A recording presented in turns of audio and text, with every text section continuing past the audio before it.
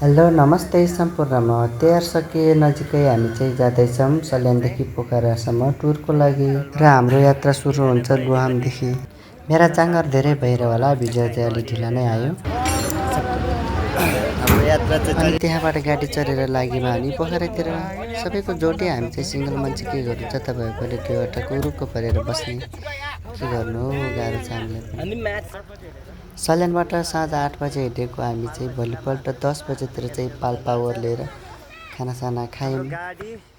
त्यहाँ खाना खाइसकेपछि हामी लाग्यौँ फेरि पोखरातिर।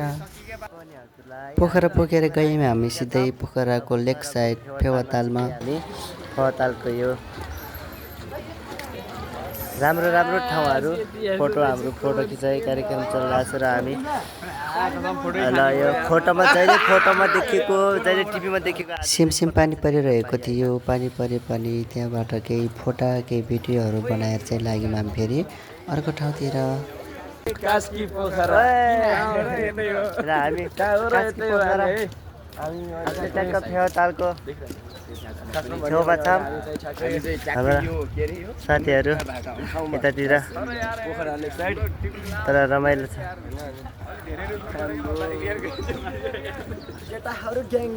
यता ग्याङ ग्याङ छ फेरि यतातिर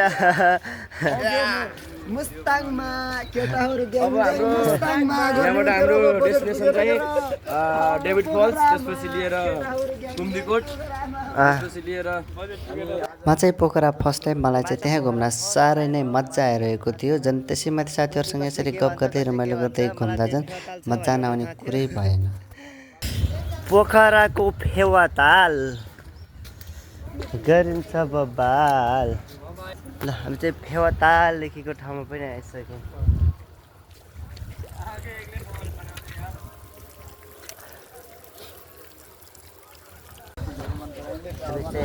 फेवातालमा यस्तो चिसो भइरहेछ कि यो पोखरामा पानी परेर आज यस्तो चिसो भइरहेछ कि सहने गाह्रो छ केटाहरू। यस्तो चिसो छ के गर्नु। पानी परेर हामी अझै टुराउनु पर्ने, अझै पानी पर्नु पर्ने। तालको आसपासको घुमघामपछि हामी लाग्यौँ डुङ्गा चढ्नतिर।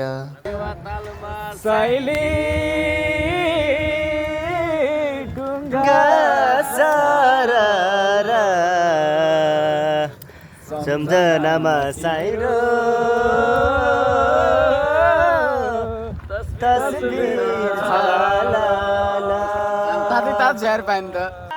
यसरी डुङ्गामा गीत गाउँदै रमाइलो गर्दै पुग्यौँ हामी मन्दिर भएको ठाउँमा।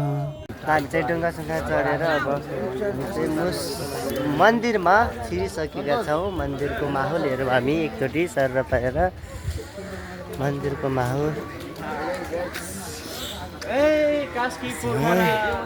मन्दिरमा मन्दिर सायद बन्दैछ होला है। मन्दिर बन्दैछ। ए यो टिम पनि आएछ। Hello hello. तपाईँहरू त डराउनु भएको थियो अरे ढुङ्गामा। देखिनु भएको छ। अब यति त होला, यति गरेर फर्किनु त होला नि मन्दिर दर्शन पूजाको सामान पनि लिएर यसरी मन्दिरमा सर घुमेर दर्शन गरेर हामी फेरि रमाइलो गर्दै डुङ्गा चढेर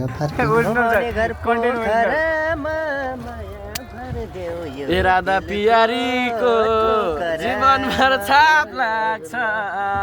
यस्ता कुरा गर्यौ भने फेवातालमा बसेर तिमीलाई पाप लाग्छ। राधा पियारीको बाला जो बन्दिन दिनै ढल्की गयो। राधा पियारीको बाला जो बन्दिन दिनै ढल्की गयो।